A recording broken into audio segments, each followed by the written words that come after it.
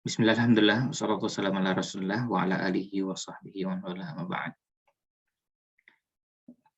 Alhamdulillah, pada kesempatan pagi ini kembali kita bisa bertemu untuk sama-sama belajar. Pembahasan kita masih di tema tentang ta'arud bainal adillah. Ta'arud atau kontradiksi antar dalil-dalil.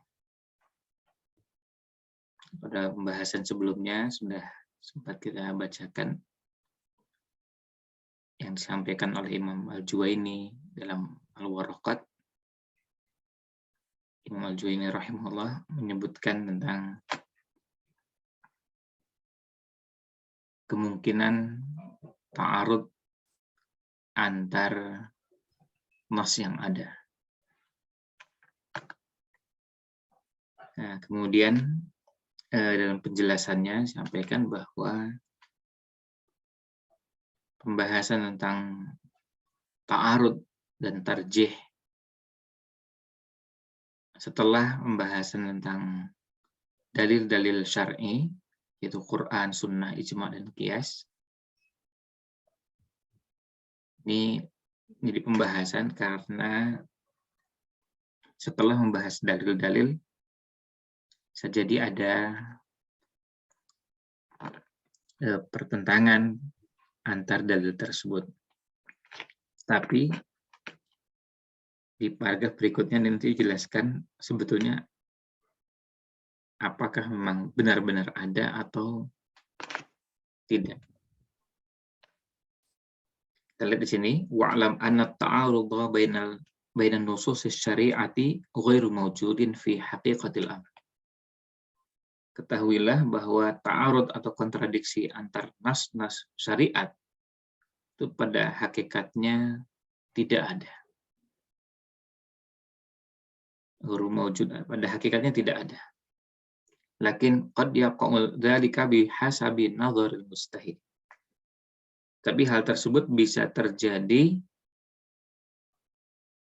dan itu terkait dengan cara mujtahid melihat dalil tersebut.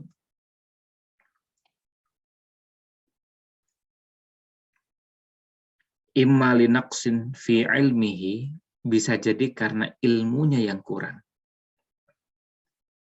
Au khalalin fi fahmihi, atau ada yang keliru pada pemahamannya. Wa huwa ta'arudun fil zahiri la yumkinu ayyaqa'a ala wajhin la yumkinu fihi al-jam'u awin naskhu awit tarjih. Dan itu adalah ta'arud secara lahiriah. Ta'arud dari sisi yang terlihat atau nampak. Dan ta'arud seperti ini tidak mungkin terjadi, melainkan bisa digabungkan atau dinasakh atau ditarjih.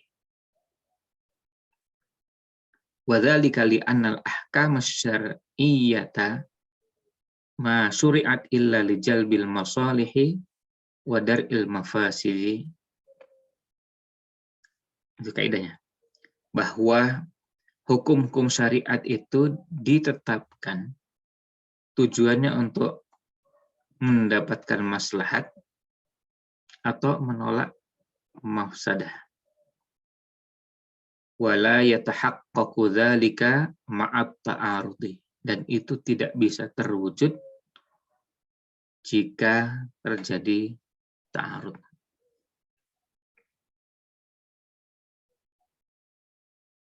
Nah, ini yang terkait dengan ta'arud. Jadi sebetulnya pada hakikatnya ayat Quran dengan Quran atau ayat Quran dengan hadis atau hadis dengan hadis misalnya, itu pada hakikatnya tidak ada yang namanya ta'arud. Pada hakikatnya tidak ada pertentangan. Kalau itu terjadi, itu dalam pandangan orang yang menelaah atau mengkaji dalil tersebut.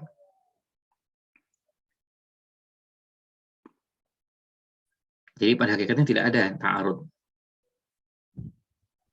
Hanya saja pada saat seorang membaca dalil, bisa jadi merasa bahwa ini bertentangan.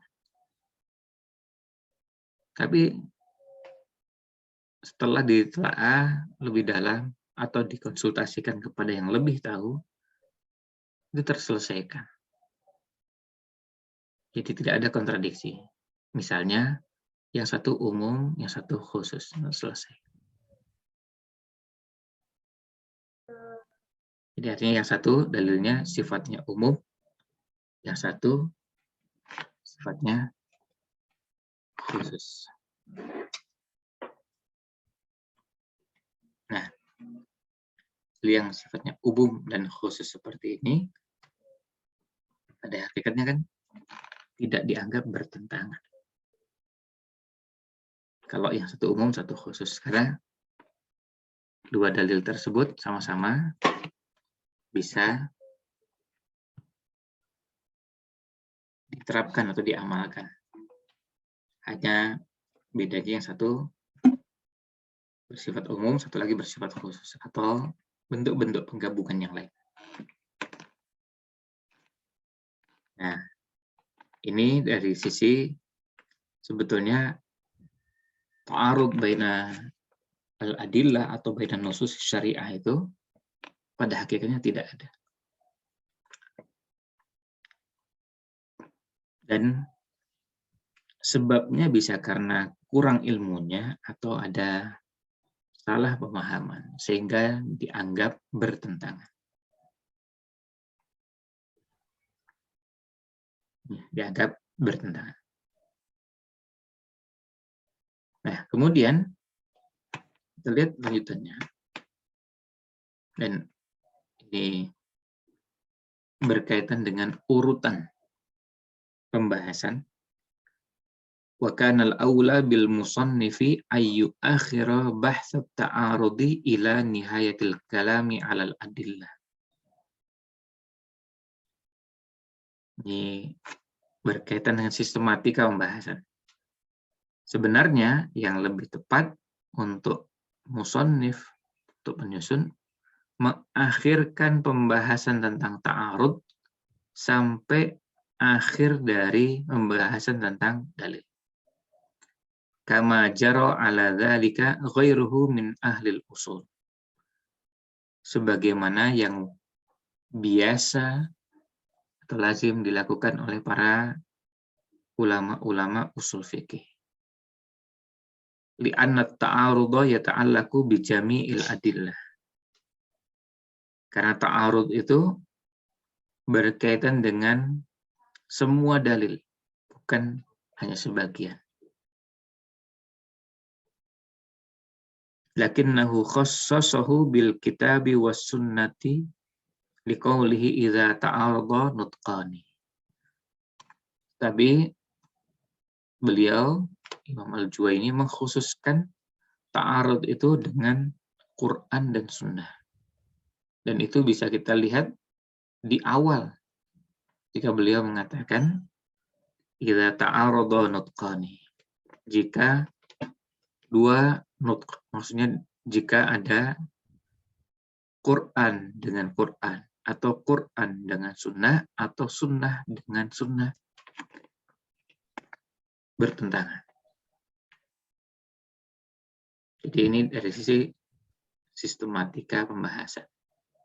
Urutannya, idealnya pembahasan tentang dalil itu dibahas semua, baru di akhir dibahas tentang ta'arud. Selanjutnya, qauluhu idza ta'arada nutqani. Jika dua, nah, nanti akan dijelaskan nutqan itu artinya apa. At-ta'arudu lughatan.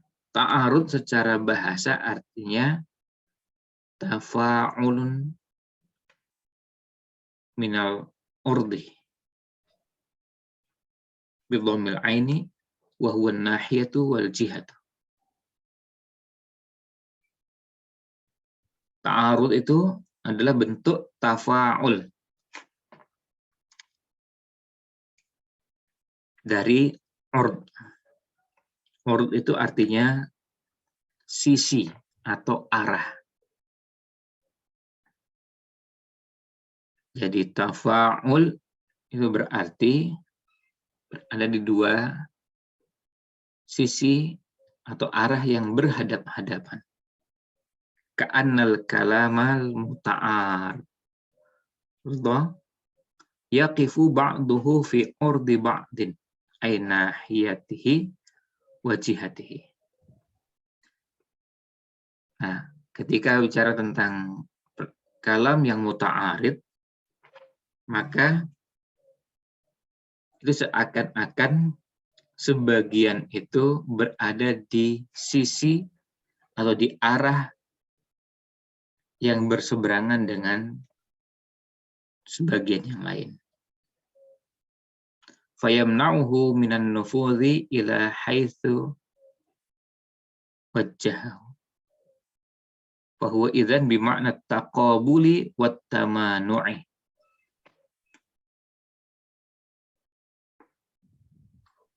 Maka karena berhadap-hadapan ini tidak memungkinkan untuk dilaksanakan, diterapkan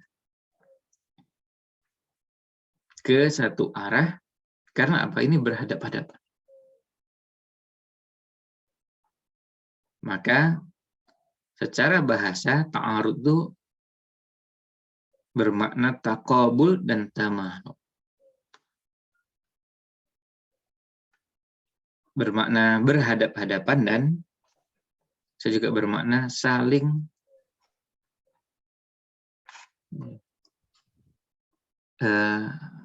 menghalangi sehingga tidak bisa dilaksanakan karena berhadap-hadapan. Ini secara bahasa. Wastilahan, menurut istilah, taqabulud dalilaini bihaitsu yukhalifu ahaduhumal akhar. Ta'arud itu maknanya adalah bertentangannya dua dalil, di mana yang satu bertentangan dengan yang lain. Yang satu berbeda dengan yang lain.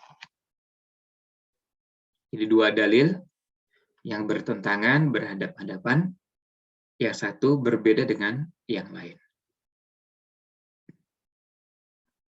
Wadzalika ka'ayyakuna ahadud dalilaini yufidul jawaz wal akharu yadullu 'alal man'i. Misalnya, salah satu dalil menunjukkan makna boleh, tetapi dalil yang lain menunjukkan makna tidak boleh. Fa kullu minhuma muqabilun lil akhari wa mukhalifun lahu. Masing-masing dari keduanya bertentangan dengan yang lain.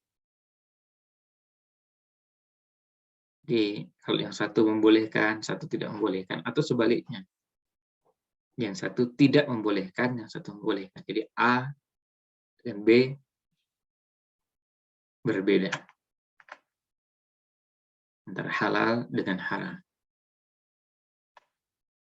Antara boleh dengan tidak boleh. Nah, ini makna dari ta'arud. Qaluhu fala yakhlum ay al-amru wa sya'n min arba'i halat. Fala yakhlu artinya sesuatu atau dalil itu tidak lepas dari 4 kemungkinan. Al-ula ayyakuna baina dalilaini ammaini. Antara dua dalil yang sifatnya umum. Wasaniyah ayyakuna baina dalilaini khassain. Antara dua dalil yang sama-sama khusus. Wasalitsa ayyakuna baina dalilaini ahadihima amun wal akhari khassun.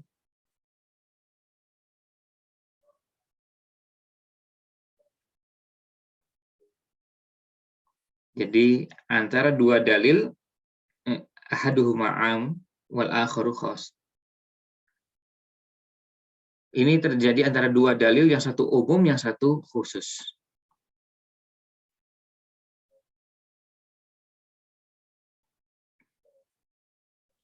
Kemudian rabi'ah ayyakuna baina dalilaini kullu wahidin minhuma amun min wajhin wa khasun min wajhin. Antara dua dalil, tapi di masing-masing itu dalilnya, di satu sisi dia dalil yang bersifat am, bersifat umum, kemudian di sisi yang lain bersifat khusus. Jadi yang satu di satu sisi bersifat umum, bersifat khusus, di yang satu lagi juga begitu. Jadi 4 kemungkinan.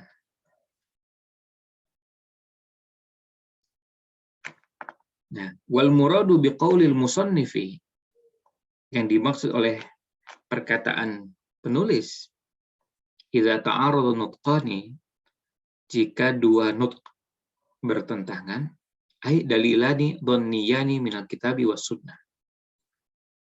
Dua dalil yang bersifat dhanni dari Quran dan sunnah. Dua dalil yang bersifat dhanni. Wala ta'arudha baina qat'iyyaini. Tidak ada pertentangan, tidak ada kontradiksi antara dua dalil yang sama-sama qat'i. Di anna kulla qat'iyyin yufidul ilma wal amal. Karena semua dalil yang qat'i yufidul ilma wal amal. Karena yang qat'i itu bersifat atau bermanfaat untuk kemudian memberikan pengetahuan dan bisa dijadikan dasar untuk beramal.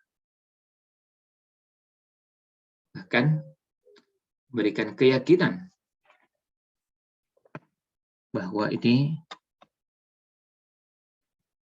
benar-benar qat'i dan tidak perlu diragukan untuk diyakini maupun untuk diamalkan. Fa idza ta'arada tanaqada.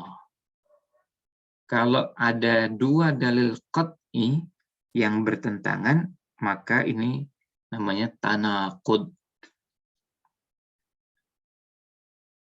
Tanaqud.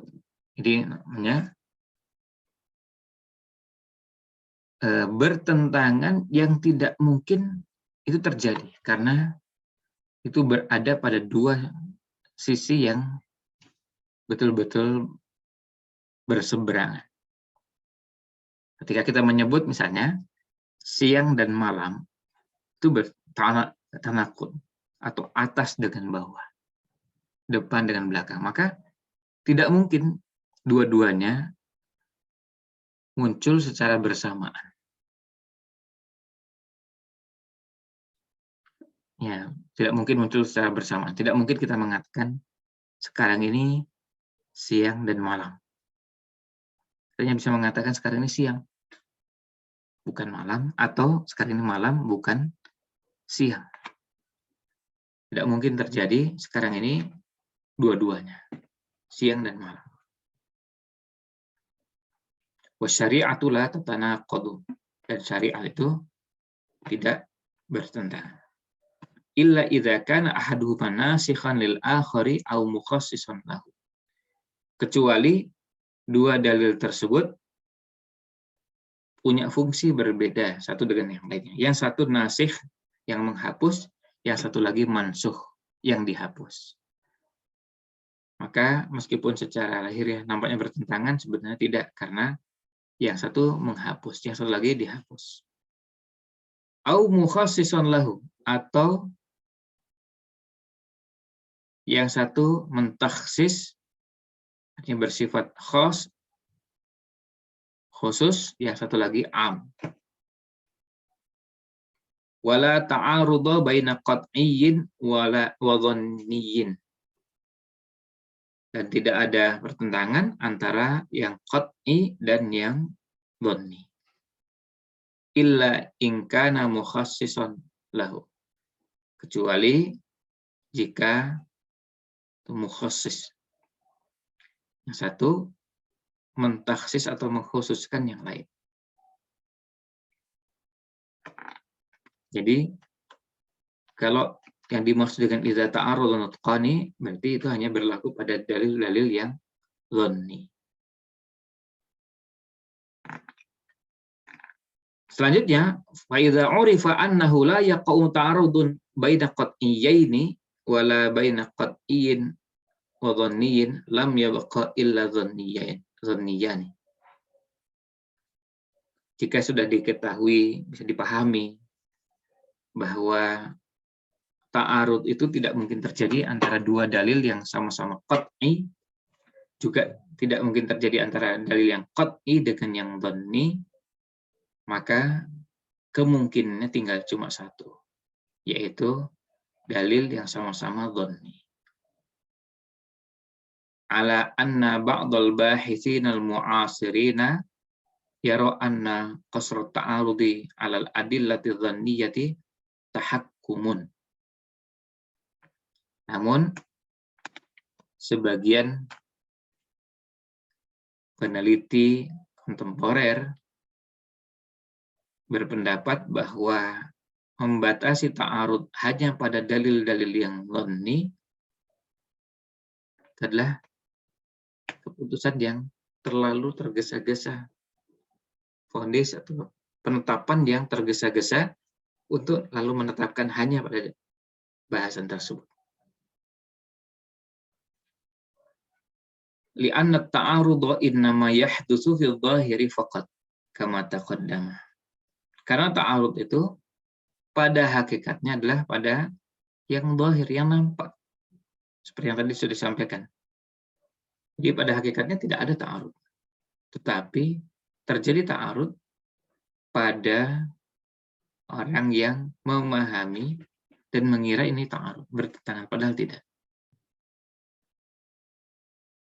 Fayumkinu ayyakuna bainal adillatil qat'iyyati au bainal qat'iyyati wa dhanniyah. Maka kalau dengan cara seperti ini berarti sebenarnya ta'arud juga bisa terjadi pada dalil yang sama-sama qat'i. Tapi di mata sebagian mujtahid ini bertentangan, yang hakikatnya tidak bertentangan. Jadi sebetulnya bisa terjadi sama-sama dalilnya qat'i dan itu tidak bertentangan, tapi pada sebagian dianggap bertentangan. Karena apa? Bisa karena kurangnya pengetahuan, keterbatasan pengetahuan, lalu mengira ini bertentangan, padahal tidak. Ini padahal tidak bertentangan. Au bainal qat'iyyati wa dhanniyah, atau antara yang qat'i dengan yang dhanni.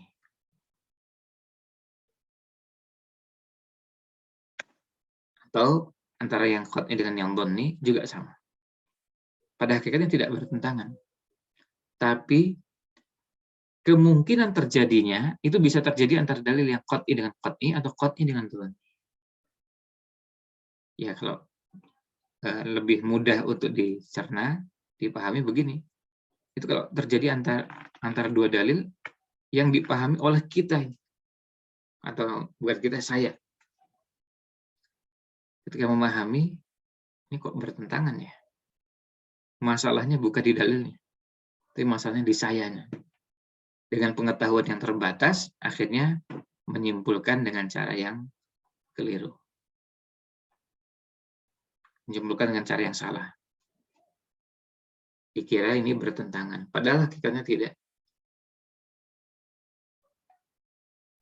Bagaimana cara menggabungkannya? Nah, itu ternyata oleh ulama-ulama terselesaikan.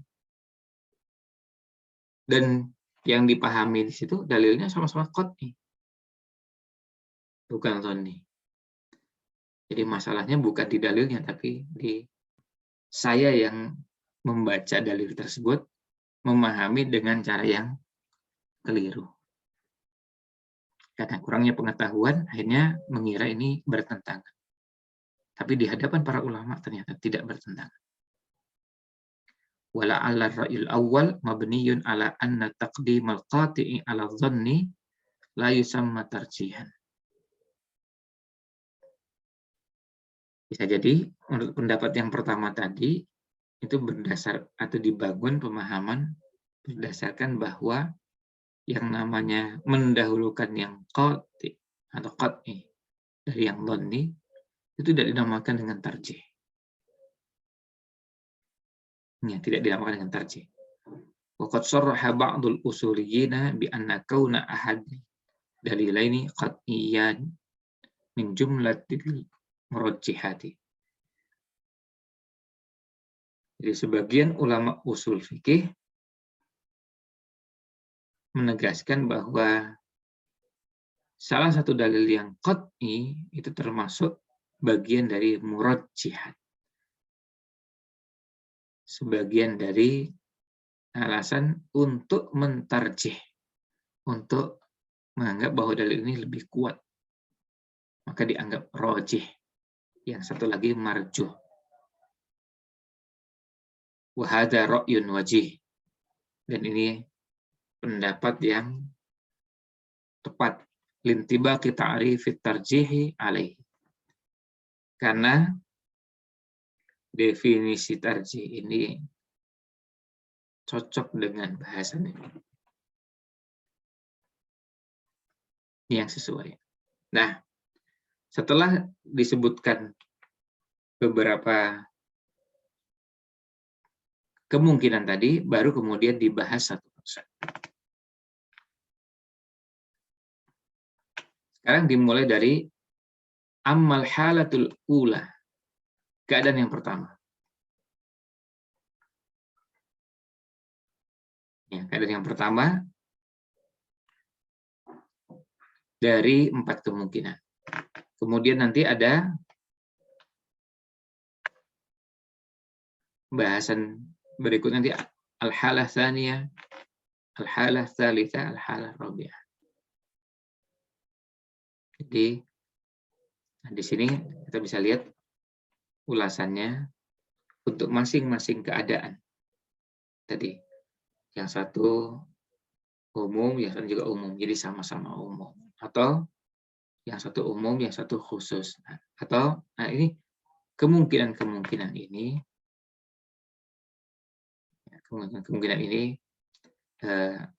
mulai setelah disebutkan secara global baru dijelaskan satu persatu. Dan ulasan dari masing-masing disebutkan disertai dengan beberapa penjelasan dan contoh.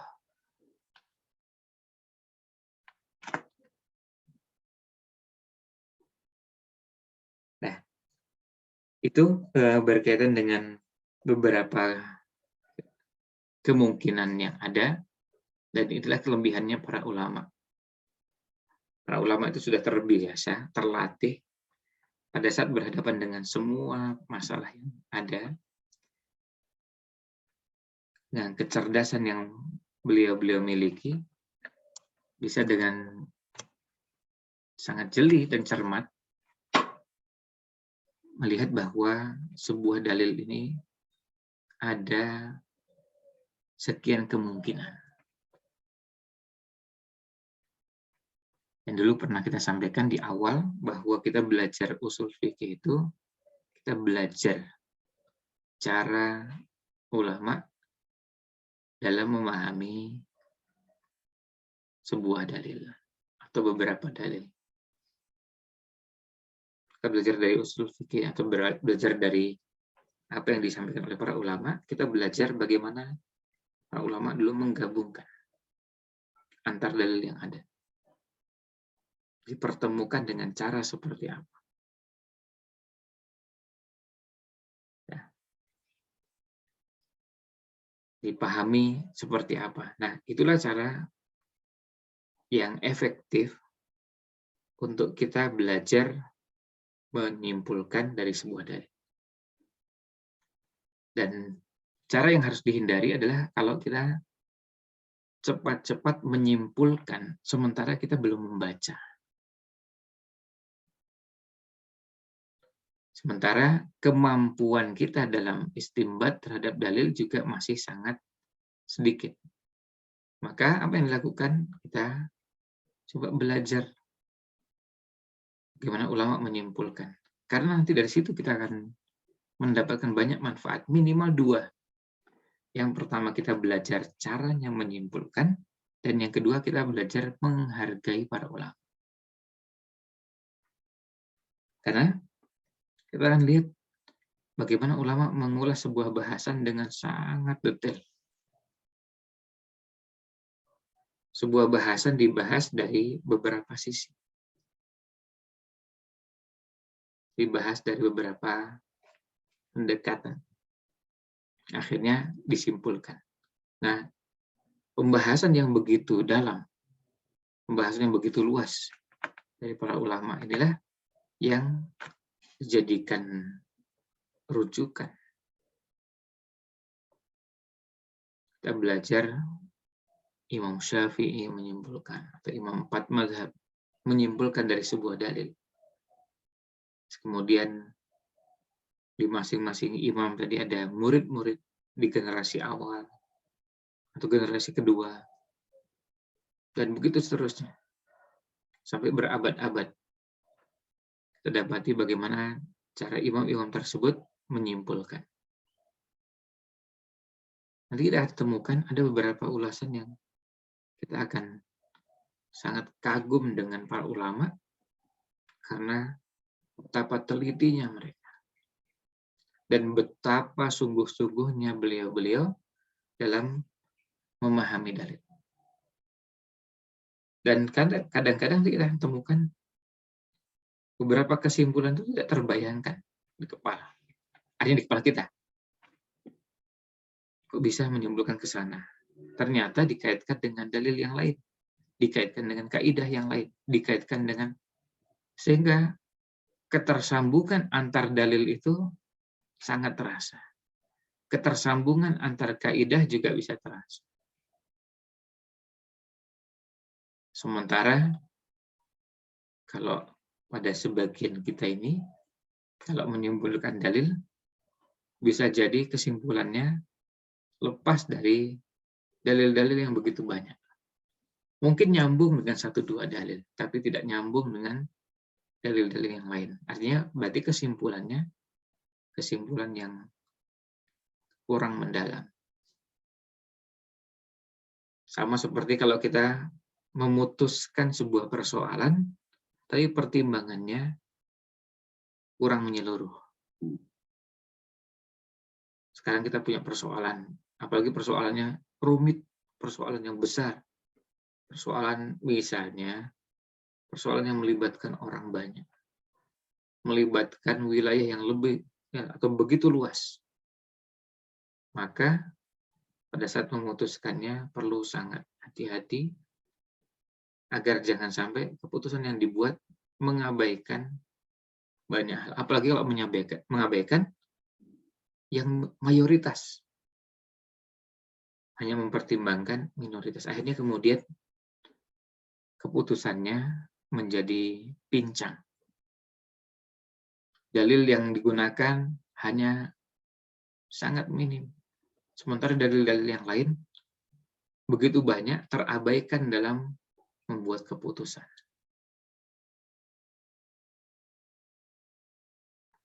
Nah, ini satu dari sekian banyak manfaat dari kita belajar, yang belajar usul fikih, kemudian belajar bagaimana ulama mengulas, sehingga kita juga jadi lebih terlatih, terbiasa menghargai para ulama. Sehingga selalu pada saat membahas sebuah bahasan, sebuah dalil, kita kedepankan bagaimana penjelasan ulama. Bukan dibalik. Kita nyimpulkan dulu, setelah itu baru cari-cari yang cocok dengan pendapatnya. Bukan, tapi baca dulu, telaah dulu, cari dulu. Karena dari situ kita akan menjadi sangat kaya wawasan kita. Nah, inilah khasanah pengetahuan yang begitu luas dari karya para ulama. Nah, ya, demikian ulasan untuk pembahasan tentang ta'arud ini. Ini baru di bagian semacam bagian awal. Nanti di bagian selanjutnya masih ada beberapa sub bahasan berkaitan dengan ta'arud bainal adillah. Mudah-mudahan Allah bukakan ilmu pada kita semua untuk bisa memahami berbagai persoalan yang ada terkait dengan bahasan ta'arud. Sekian wallahu a'lam. Wassallallahu ala nabiyina Muhammad wa ala alihi wa sahbihi ajma'in.